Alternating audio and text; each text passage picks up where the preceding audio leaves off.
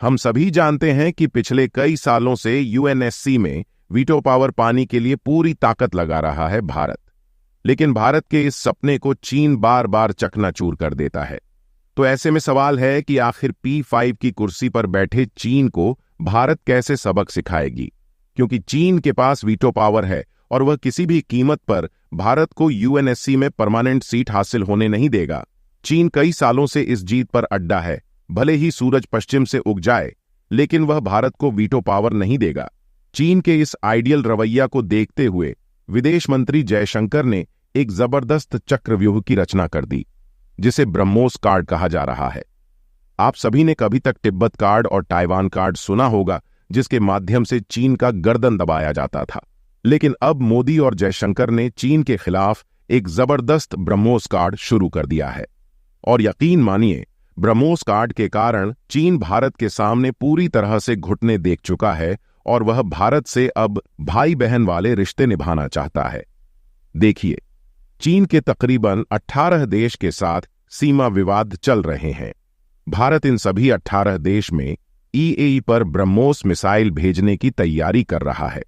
आप सभी जानते हैं कि चीन के कुछ दुश्मन देश में ब्रह्मोस डिलीवर किया जा चुका है और कुछ देशों में डिलीवरी की तैयारी हो रही है।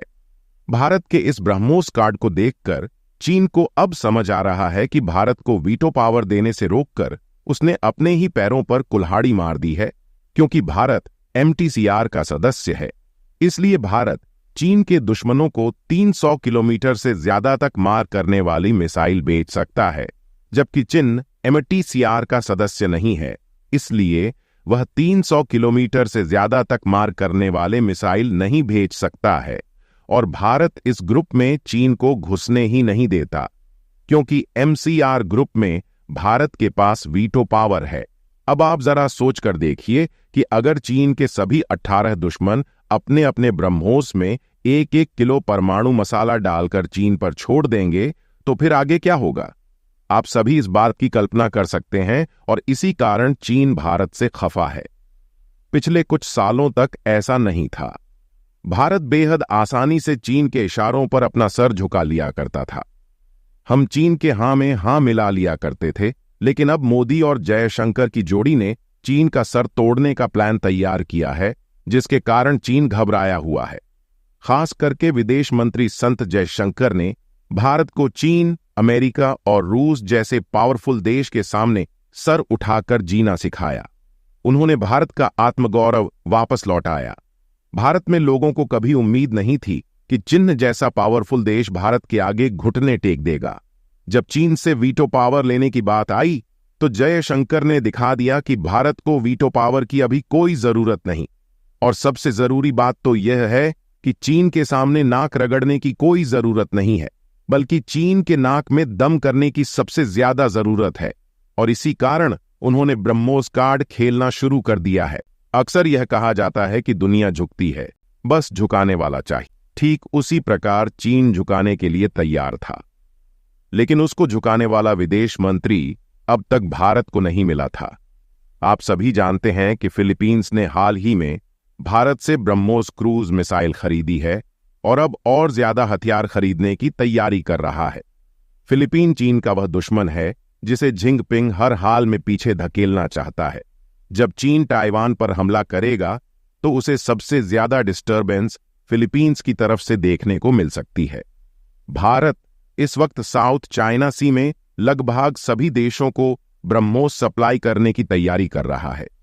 कई देश को भारत बिना पैसा लिए ही ब्रह्मोस देना चाहता है, ताकि वह पैसे बाद में ईएमआई पर भारत को वापस कर दें। फिलीपीनी के राजदूत जोसली ने कहा कि भारत फिलीपींस का स्वाभाविक पार्टनर है, खासकर चीन के खतरे का सामना करने में। और यह बयान केवल फिलीपींस के राजदूत का नहीं, बल्कि सभी साउथ एशियन कंट्रीज का लगभग यही बयान है। सब के सब चीन को काउंटर करने के लिए भारत का साथ पाना चाहते हैं। फिलीपींस को दक्षिण चीन सागर में चीन की दादागिरी से जूझना पड़ता है और भारत से बड़े पैमाने पर हथियार खरीदने की वह योजना बना रहा है।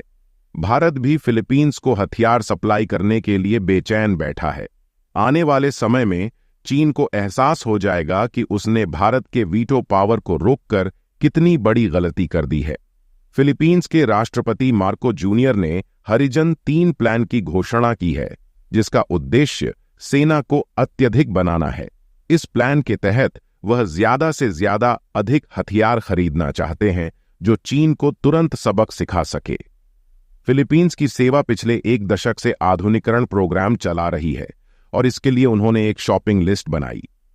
इस शॉपिंग लिस्ट में भारत के कई महत्वपूर्ण हथियार शामिल हैं।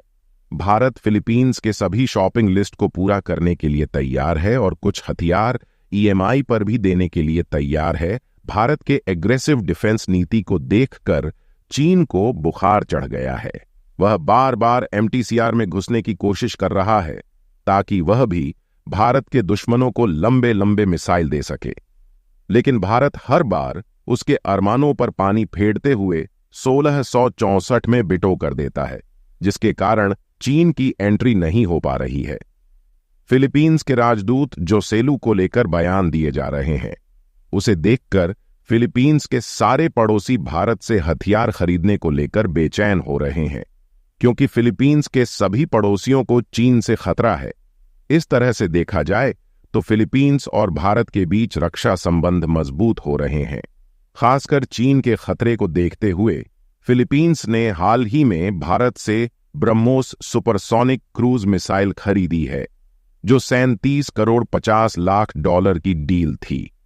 फिलीपींस की नौसेना ने इन मिसाइल को चीन को लक्ष्य करके तैनात किया। इस डील पर अमेरिका ने हाल ही में बयान दिया था कि भारत के ब्रह्मोस मिसाइल फिलीपींस के लिए बेकार है, क्योंकि ब्रह्मोस को ऑपरेट करने के लिए फिलीपींस के पास C4IR नहीं है।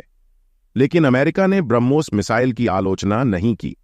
यह दर्शाता है कि अमेरिका की नजर में भी कि ब्रह्मोस एक अचूक हथियार है।